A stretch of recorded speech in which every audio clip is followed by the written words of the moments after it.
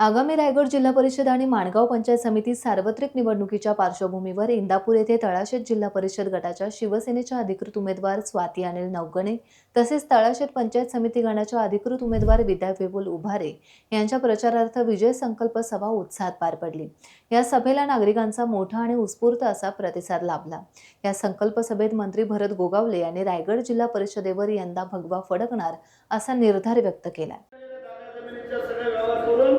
आणि लोकांना जे काय वेळेवाकडं बनवतात त्यासाठी माझी तुम्हाला सगळ्यांना विनंती आहे की आपण सगळ्या मंडळींनी त्या माझ्या दोन्ही भगिनींना निवडून द्यावं आणि 9 तारखेला आपण विजय मिरवणुकीला माणगावमध्ये यावं ही मी तुम्हाला एक हाक मारतो आणि पुन्हा एकदा तुम्हाला सगळ्यांना मनापासून धन्यवाद देतो आणि माझ्या 2 शब्दाला पूर्णविराम देतो।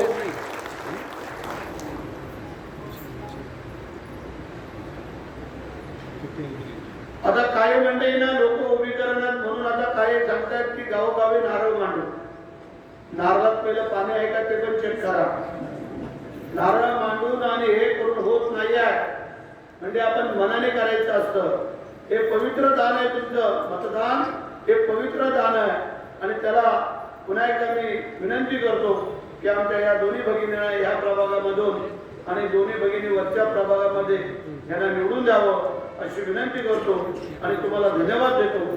जय हिंद, जय महाराष्ट्र।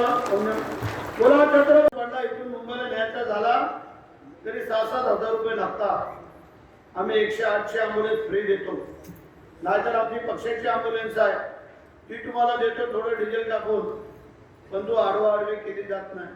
पुढे अपघात झाला काही मंडळी धावत जातात हॉस्पिटलला, नेहमी माझा फोन असतो त्याला की जा तिथं कोण आहे आजारी काय त्याला बघ, त्याला थोडी मदत कर, इतर काय लागलं तर त्याला सांग।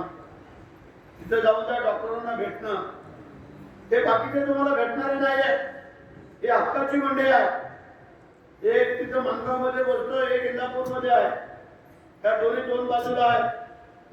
तुम्ही त्याची काळजी करायचं कारण नाही आहे आणि मोठं काही असेल अडचण त्यासाठी तुमचा मंत्री कमाल आहे, त्यामुळे तुम्ही कोणी काळजी करायचं कारण आहे। मुंबईचं हॉस्पिटल असो, ठाण्याचं असो, पुण्याचं असो, कुठलाही असो, त्यासाठी आम्ही कटिबद्ध आहोत आणि म्हणून आज आम्ही तुम्हाला हाक मारायला आलेलो आहे की आमच्या या दोन्ही भगिनींना 7 तारखेला निवडणूक होणार आहे।